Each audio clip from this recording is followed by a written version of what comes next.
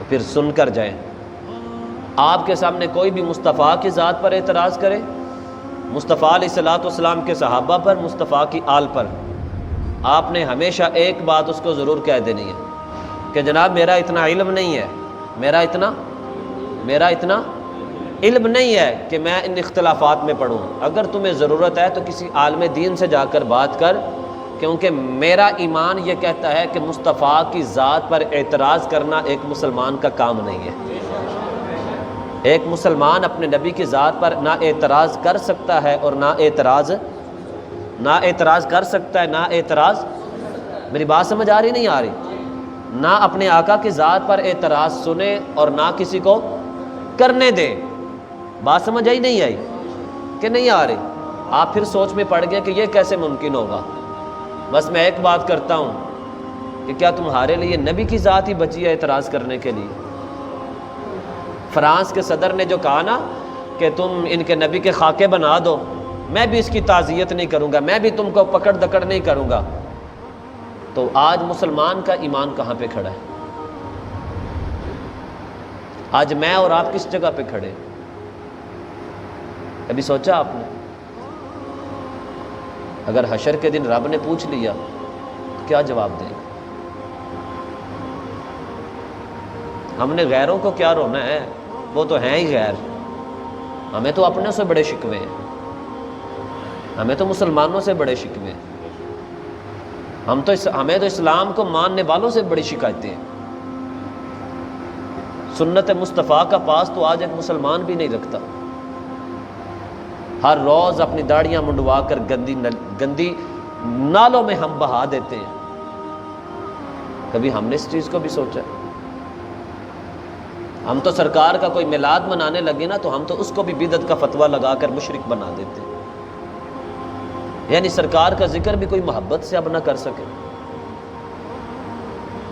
مصطفیٰ کے صحابہ اور مصطفیٰ کی آل کی کوئی ذکر کرنے بیٹھ جائے، ہم اس پر فتوے لگا دیتے ہیں۔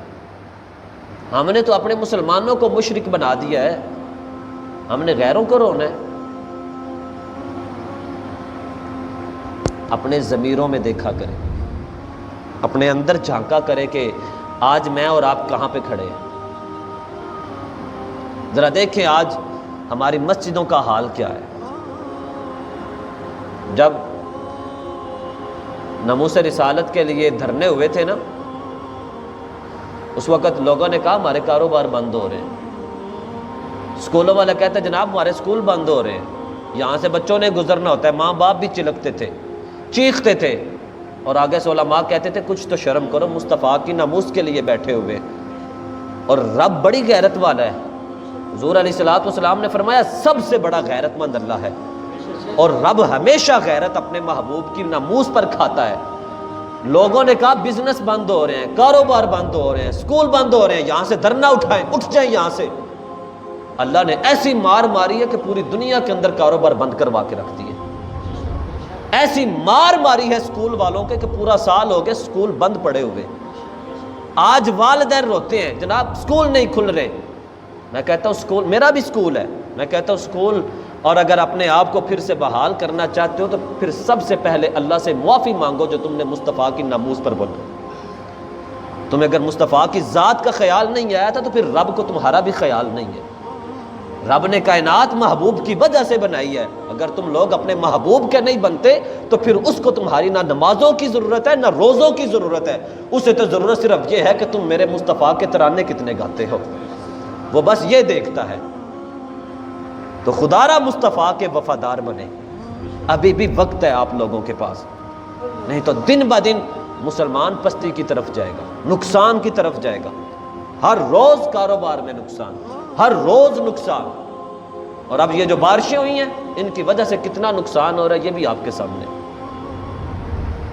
اپنی ذات کے لیے سب بولتے ہیں لیکن مصطفیٰ کی ذات کے لیے کسی کا ایمان نہیں، اس کا جذبہ نہیں بڑھتا۔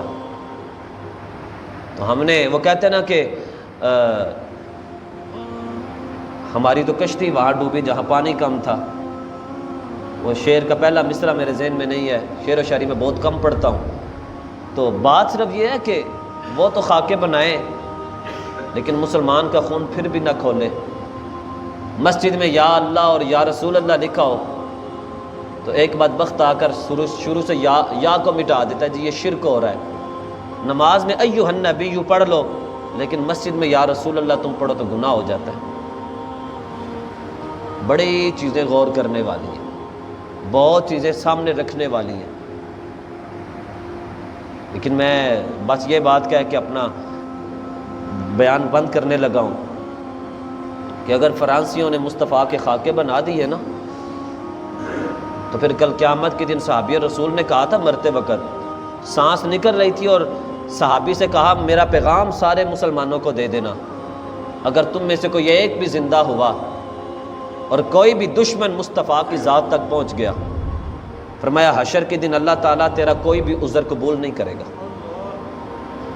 کوئی ایک بھی ہوا تو اس کے ہوتے ہوئے مصطفیٰ کی ذات تک کوئی پہنچ گیا۔ آج تو 1.5 ارب مسلمان ہیں،